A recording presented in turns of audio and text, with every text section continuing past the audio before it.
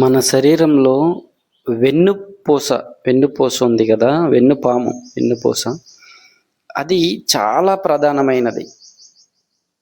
మనకి మొత్తం అంతా ఆ వెన్నుపూసలోనే స్టోర్ అవుతూ ఉంటుంది. మొత్తం అంతా ఏమిటి అంటే నాలెడ్జ్కి సంబంధించిన విషయాలు. మన బ్రెయిన్ వచ్చేసి ఈ విషయాల, ఇప్పుడు కన్నుతో చూసింది, చెవులతో విన్నది, నోటితో మాట్లాడింది, స్పర్శ ద్వారా వీటన్నింటినీ మన బ్రెయిన్ స్టోర్ చేసుకుంటూ ఉంటుంది. ఓకే.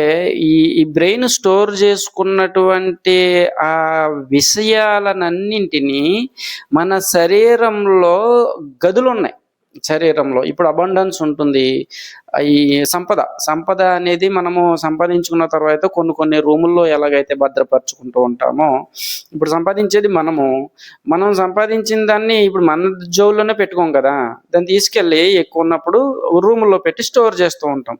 అలా ఈ గ్రహణ విషయాలన్నీ కూడా సంపదే మనకి. మనం గ్రహిస్తున్నటువంటి విషయాలన్నీ, వాటన్నింటినీ తీసుకెళ్ళి మనము ఆ గదులలో స్టోర్ చేస్తూ ఉంటాం. ఏ గదులు అంటే మన వెన్నుపూస అనే గదులు. ఇక్కడ మన వెన్నుపూస చూడటానికి అది వజ్రాయుధం. ఓకే. ఆయుధం, అది మనకి ఆయుధం అన్నమాట. అది మనకి ఎలా ఉంటుందంటే, ఇప్పుడు మన శరీరం ఉంది, శరీరం లోపల సెల్స్ ఉన్నాయి. ఇప్పుడు మనం నడిపించేవి సెల్సే కదా. ఈ సెల్స్ ద్వారానే మనం ఇక్కడ వ్యక్తం అవుతూ ఉన్నాం. ఇప్పుడు ఈ సెల్స్ అన్నీ పరిపూర్ణమైన ఆరోగ్యంతో ఉన్నాయి అనుకోండి, మనం ఆరోగ్యంగా ఉంటాం. సెల్స్ అన్నీ ఉత్సాహంగా ఉన్నాయనుకోండి, మనము యవ్వనంగా ఉంటాము. సెల్స్ అన్నీ హుషారుగా ఉన్నాయనుకోండి, మనం చాలా స్పీడ్గా ఉంటాము, చాలా స్పీడ్గా వర్క్ చేస్తూ ఉంటాం. ఇక్కడ మన సెల్స్ని బట్టి మన యొక్క ప్రవర్తన ఉంటుంది. అలాగే మన ప్రవర్తనని బట్టి మన సెల్స్ ఉంటాయి. దీనికి మూల కారణము ఆహారంలో మార్పులు చేసుకుంటే మన ప్రవర్తనలలో మార్పులు చేస్తూ ఉంటాయి. ఓకే. అందుకని మనము శాకాహారులు అయ్యాం. ఓకే, చాలా మంచి విషయమే ఇది. కానీ ఈ శాకాహారంలో కూడా కొంత శుద్ధ సాత్విక ఆహారం తీసుకోవాలి. నిల్వ ఉన్న ఆహారాలు అయ్యి కాకుండా కొంచెం వేడిగా ఉండే ఆహారాలు, మళ్ళీ రాత్రి సద్దన్నము అన్నం మిగిల్చుకుని పెరుగు వేసేసుకుని లేకపోతే పాలు వేసుకుని అది ఉదయం తినాలి. ఒక ఉల్లిపాయ రాత్రి వేసేసుకుని ఉదయం తినాలి. ఇది చాలా మేలు చేస్తుంది అన్నమాట. ఈ ఆహారం చాలా మేలు. గొప్ప సెల్స్ని అది క్రియేట్ చేసి లోపల ఉండే మన శరీరంలో ఉండే సరికాని సెల్స్ అన్నింటినీ అది తినేసేలాగా చేస్తుంది అన్నమాట. ఇవి చెయ్యాలి మనం. ఇది వేసవికాలంలో ఖచ్చితంగా సద్దన్నం తినాలి. సద్దన్నం అంటే అదేదో తప్పు పదంగా భావించి అంటున్నారు, అందుకే కర్డ్ రైస్ అని పెట్టుకోండి. పోనీ సద్దన్నం తినప్పుడు ఏ జబ్బు లేదు. ఇలా చేయాలి. ఓకే. ఇక్కడ మన శరీరంలో ఎప్పుడైతే మనం ఆహారం ద్వారా ఈ విధంగా శక్తిని పెంచుకుంటూ ఉంటామో, ఉత్సాహం అనేది మనలో వస్తూ ఉంటుందన్నమాట. అలాగే సర్వరోగ నివారణ ఆయుర్వేదాన్ని వాడండి. ఆయుర్వేదం వలన మనకి కావలసినటువంటి ఇమ్యూనిటీ మన శరీరంలోకి వస్తూ ఉంటుంది. సర్వరోగ నివారణ అద్భుతంగా, అది మహాశక్తి ప్రధాని. ఎంతో మందిని ఉన్న ప్రాబ్లమ్స్ అన్నింటినీ క్లియర్ చేసి చాలా ఉన్నతంగా ఎదిగేలాగా చేస్తూ ఉందన్నమాట. ఓకే. ఇవి ఖచ్చితంగా మనం పాటించాలి. ఇవి తింటూ ఉంటే మనకి మన శరీరం మన అదుపులోకి వస్తుంది. నేను బాగానే ఉన్నాను కదా అనుకుంటున్నారు, కానీ ఎవ్వరు బాలే ఇక్కడ. ఎందుకంటే మీ వెన్నుపూసలో ఎవరికైనా నొప్పి వస్తుందా?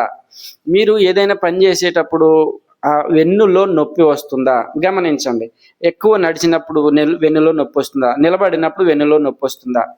ఇక్కడ నొప్పి వస్తుంది అంటే మన వెన్నులో మీరు చాలా విషయాలని స్టోర్ చేసుకున్నారు. అది ఎలా స్టోర్ చేసుకున్నారు అంటే, ఎన్నో కోట్ల గదులు ఉన్నాయి మన లోపల. ఎన్నో కోట్ల గదులు, 1, 2 కాదు, కొన్ని కోట్ల గదులు ఉన్నాయి అన్నమాట.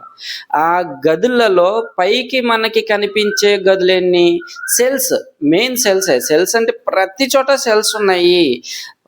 చర్మంలో సెల్స్ ఉన్నాయి, రక్తంలో సెల్స్ ఉన్నాయి, మాంసంలో సెల్స్ ఉన్నాయి, ఎముకలో సెల్స్ ఉన్నాయి, ఎముకల లోపల ఆ మధ్యలో కూడా సెల్స్ ఉన్నాయి. ఇవన్నీ సెల్సే. ఓకే. ఇప్పుడు మనకి 5 రకాలుగా ఈ సెల్స్ బాహ్యంగా ఉన్నాయి. 5 రకాలుగా.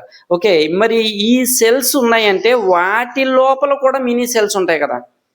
ఇప్పుడు మన సెల్స్ లోపల పైన ఉండేటటువంటి ఈ సెల్స్ని క్లీన్ చేసుకోవాలి.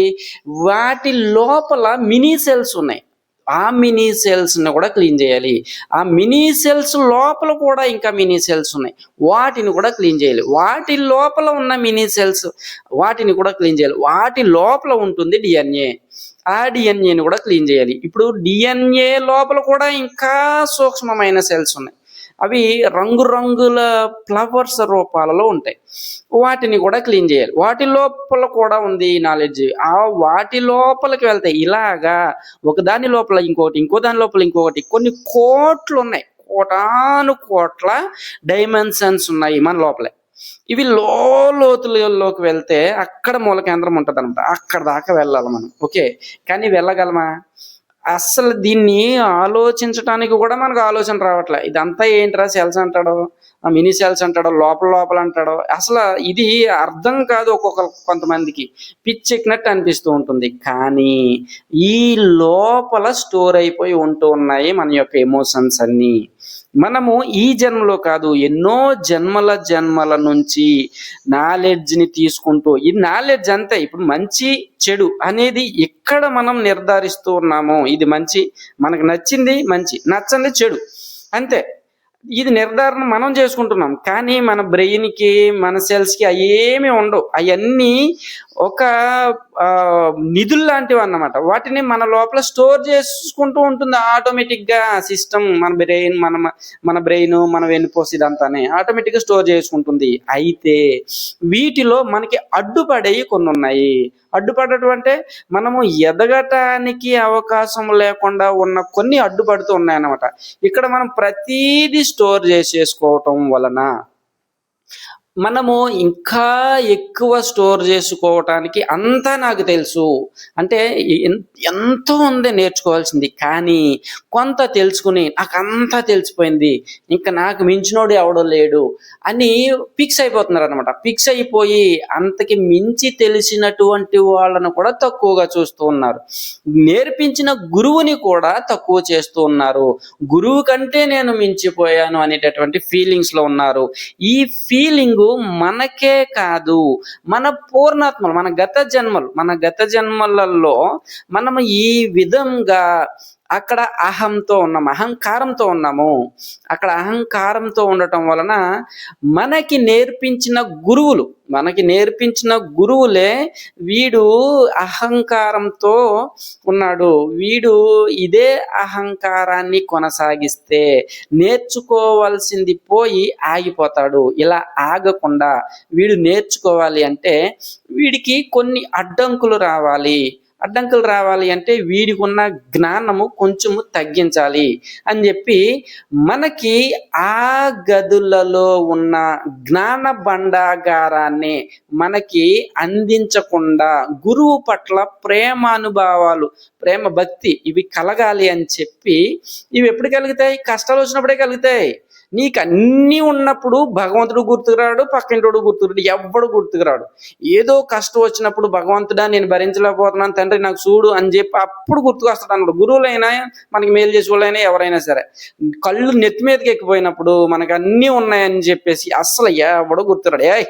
నేనే గొప్ప, నాకు మించినోడు ఎవడో లేడు అని అనుకుంటాం అన్నమాట. ఇది ఇప్పుడు ఉంది, అప్పుడు ఉంది. అప్పుడు ఉన్నప్పుడు గురువులు ఏం చేశారు అంటే వీడికి ఇలాగా నేను ఇచ్చిన జ్ఞానంతో వీడికి అహం పెరిగింది. నేను ఇచ్చిందే కదా వీడికి, ఎవరు ఇవ్వలేదు కదా, నేను ఇచ్చిన జ్ఞానంతో వీడికి అహం పెరిగి వీడి నా మీదే రెచ్చిపోతున్నాడు, వీడికి తగ్గించాలి అని చెప్పి అక్కడ వారు ఇచ్చిన జ్ఞానాన్ని లాక్ చేశారు. అది ఎక్కడ లాక్ చేశారంటే మన వెన్నులోనే లాక్ చేసి ఆ గదులలో పెట్టేశారన్నమాట. వీడికి ఎప్పుడైతే మళ్ళీ భక్తి కలుగుతుందో, ఎప్పుడైతే గురువు పట్ల ప్రేమ కలుగుతుందో అప్పుడు ఓపెన్ చేద్దాంలే అని చెప్పేసి లాక్ చేసి పెట్టేశారన్నమాట. ఓకే, అప్పుడు లాక్ చేసి ప్రేమగానే పెట్టారు, గురువులే పెట్టారు. కానీ ఆ తర్వాత జ్ఞానము మనకి అందక అజ్ఞాన పొరలలోకి వెళ్ళిపోయి అక్కడి నుంచి ఎక్కువ ఎమోషన్స్ని, బాధల్ని, భయాల్ని, దుఃఖాలని పెట్టేసుకుని మనమే పుట్టించుకున్నాం. అవి కూడా ఈ బాధ, భయం, దుఃఖం, కోపం అనేటటువంటి చీకటి ఎనర్జీస్ని, బ్లాక్ టీషర్ట్స్ని అందరినీ మనమే సృష్టించుకుని మొత్తం మనము ఒక లూప్లో ఇరుక్కుపోయామన్నమాట. లూప్లో ఇరుక్కుపోయి ఇప్పుడు అందులో నుంచి బయటపడటానికి అవకాశం లేకుండా గిలగిలగిలగిలా గింజుకుంటూ ఉన్నాం. ఓకే. ఇప్పుడు ఆ గురువులొచ్చి ఒరే నాయనలారా మీ ఆత్మ ఎదుగుదల కోసం మేము ఈ లాకలు వేస్తే మీరు మొత్తం చీకటిలోకి వెళ్ళిపోతున్నారా, ఇప్పుడు మేము మీకు ఓపెన్ చేస్తాము, మీరు మమ్మల్ని రానివ్వండి, మాకు మార్గాన్ని ఇవ్వండి అని వాళ్ళు అడుగుతూ ఉన్నారు. కానీ ఎవ్వరూ వాళ్ళ మాట వినట్లే. ఇప్పుడు గురువులు వాళ్ళు మనలోకి ఎలా వస్తారంటే కాంతి ద్వారానే వస్తారు. కాంతి ఉన్నప్పుడే రాగలుగుతారు, కాంతి లేకపోతే వాళ్ళు రాలేరు. ఇప్పుడు మన శరీరంలో మొత్తం చీకటి ఉంది, చీకటి ఎనర్జీస్ ఉంది. బాధ, భయం, దుఃఖం, కోపం, ఈర్ష్య, ద్వేషం, పగ, ప్రతిక్రియలు ఇవన్నీ చీకటి ఎనర్జీసే.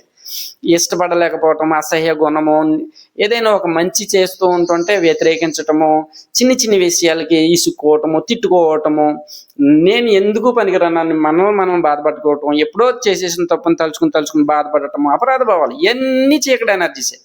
అసలు తప్పు లేదు, ఒప్పు లేదు, మనం ఏం చేసినా పర్ఫెక్ట్, అసలు తప్పు లేదు, ఒప్పు లేదు, ఇక్కడ అంత పర్ఫెక్టే మనం ఏం చేసినా సరే.